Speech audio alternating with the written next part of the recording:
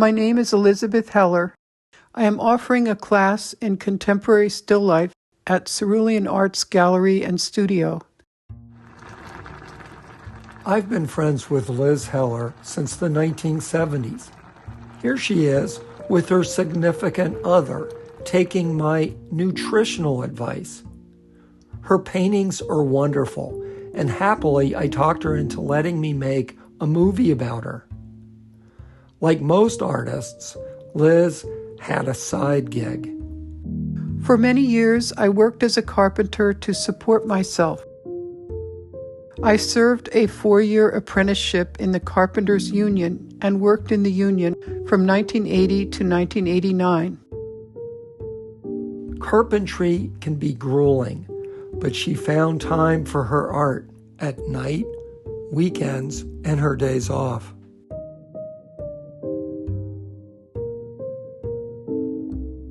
In 1989, I became an independent carpentry contractor, bidding and building jobs of my own design.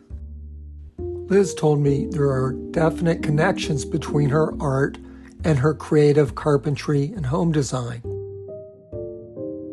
The use of geometry, one of my favorite subjects in school. In carpentry, an awareness of very subtle shifts in geometry is needed to do a good job, especially in renovation work.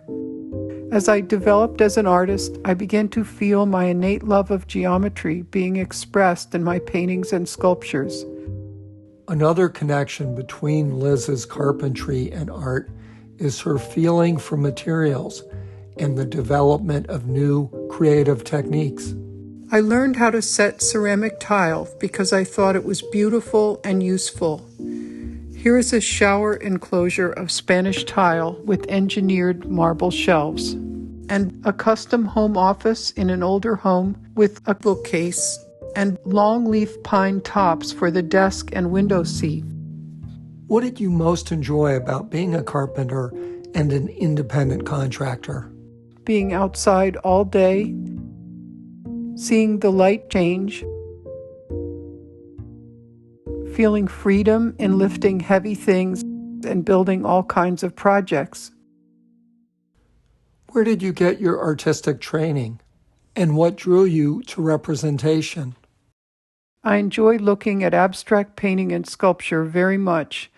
However, after many years of painting and drawing part-time while working as a carpenter, I found myself drawn to painting from observation.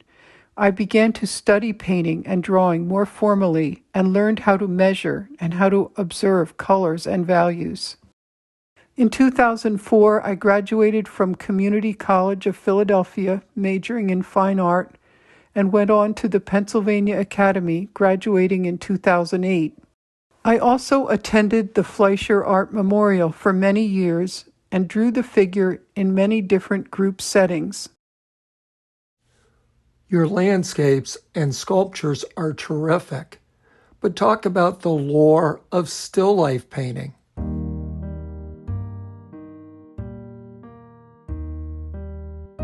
When winter comes or the weather is too hot, painting still lives is an ideal vehicle to develop my painting, using geometry and color as means of expression. I select objects, sometimes sculptures I have made, flowers from my garden, and patterned fabrics to form a composition, which often needs adjusting after I begin to paint. Among her props is this collection of colored glassware that she has arranged in prismatic order against a well-lit window. Liz explains her personal philosophy and approach to still life painting. My work is based on close observation of the natural world, but is inspired by a deeper, more perceptive state which starts in my emotions. As I look at certain arrangements of things, a special clarity or meaning emerges from my vision and moves me to record this unified beauty which I see. There is rhythm and repetition in the forms, shapes, and colors of each painting. Many of the shapes relate to basic geometric forms, seen in perspective and divided into sections. The objects in each still life are not intended to communicate a literal narrative. They hint at a poetic unity which I wish to express. I often include a sculpture or a cast of a hand or a reflection of part of me to evoke a human presence.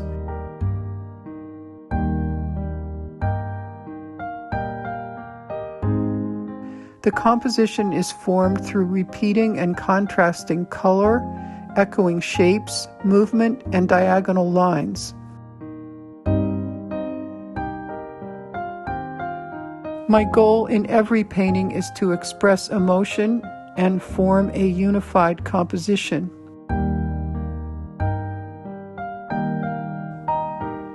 Talk a bit about some specific paintings. Still Life with Peony was made in the early part of the pandemic.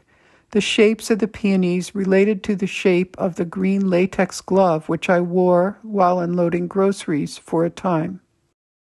In Still Life with Lemon Plums, I use angles and divisions within the composition to create a dynamic, balanced whole. In Patti Smith and Lilies, the lilies and black and white photo of Patti Smith form a beautiful color contrast to the painting by Matthias Grunewald in the background. Both Patti Smith and Grunewald express a range of emotion, and my painting includes the celebration of the lilies, the somewhat ominous shapes of their stems in the vase, and the sorrow of a crucifixion, along with a photo of Patti Smith, whose words and songs have inspired me to seek full emotional expression in my art. The wooden figure in Still Life with Purple Onions is a model for a small cast aluminum sculpture I made at the sculpture gym. The finished sculpture appears in another painting, Still Life with Autumn Scarf. There is a geometric correspondence between some of the objects in Still Life with Rattlesnake Plant.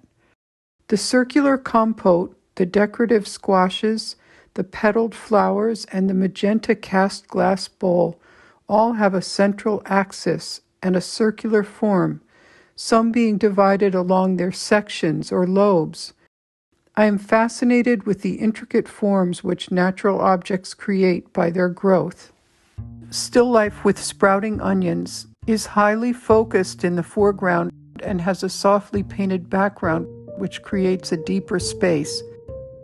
This painting took so long that the lemon began to shrink, showing its sections like an old lemon from the time of classic Spanish still life painting. In Still Life with Blue Hydrangeas, I was looking for a harmony of color, shape, and texture with subtle variations.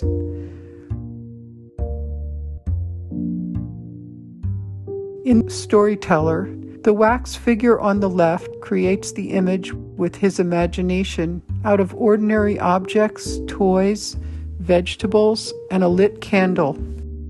It is the relationships of color, pattern, and geometry which give the painting its mystery.